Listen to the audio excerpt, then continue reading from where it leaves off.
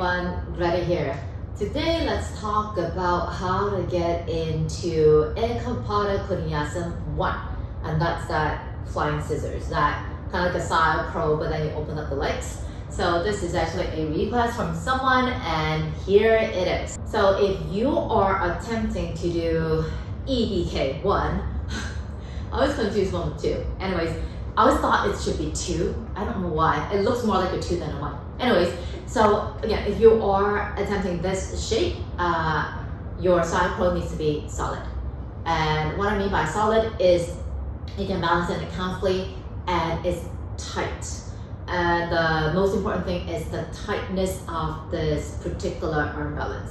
Because for side crow, it's not just about how deep you can twist, but most importantly is how you can keep that depth of the twist when you come into the actual arm balance. So if you are in side crow and if your knees are really close to the elbows, I would strongly recommend you to go a little bit higher to closer to the armpits. The reason is because the further your knees are away from the armpits, that means that the body is more scattered and it's going to be a lot heavy.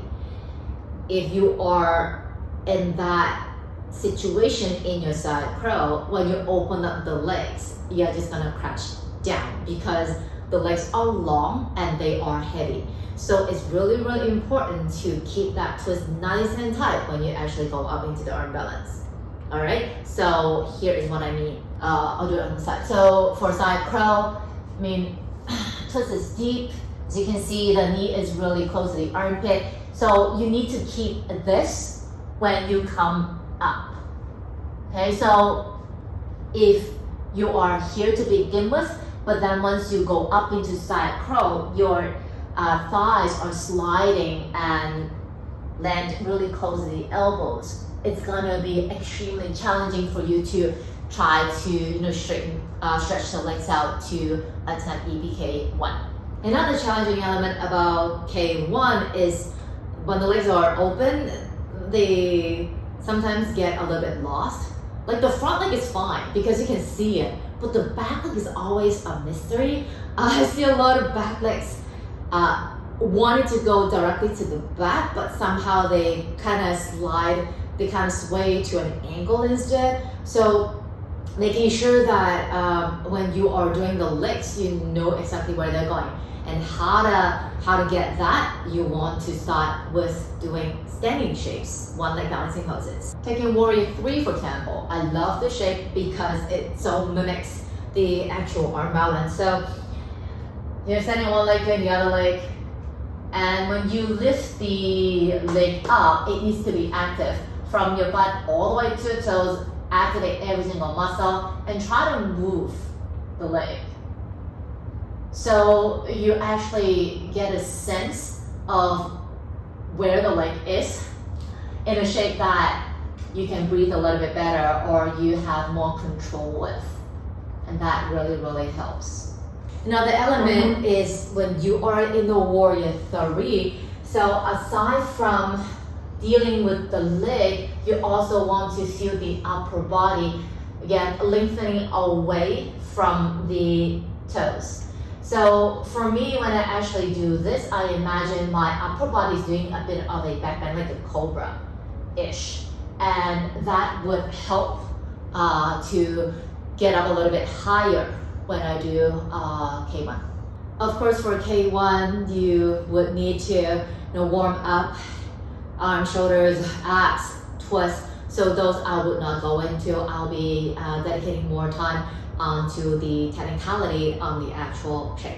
The most popular way to get into K1 is from side crow. At least that's how I get into it.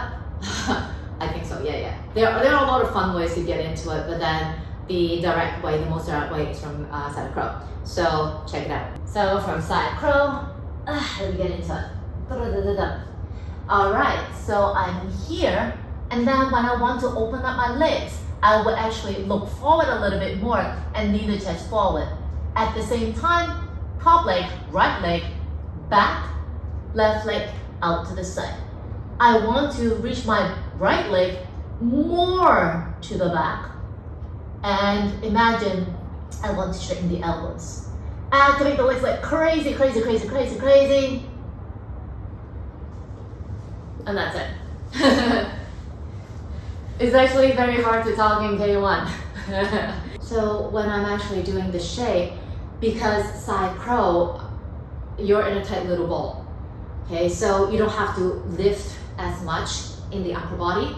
But then as soon as you start to stretch your legs out and open them, the lower part of the body becomes so much longer and so much heavier that in order to compensate the weight in that lower body, the upper body must need to lean forward. At the same time, it wants to lift up. All right, so on the outside, it doesn't look as much as I am lifting up, but when I'm actually doing it, I imagine my body's kind of like doing a cobra.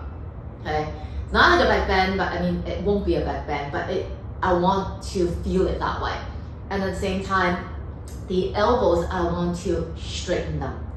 Okay? Again, that is to compensate the weight in the lower body, especially if you are a woman, because nature makes us the body, the center of gravity in the hips, whereas for men, they have it in the shoulders.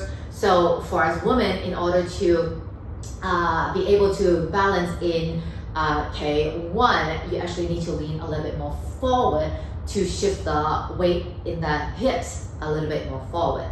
Okay, and then for the legs, whenever I do something that involves legs, I need to be really, really clear of where they are going or where they should go. So I activate every single muscle in my leg, especially the toes, and I don't really hesitate.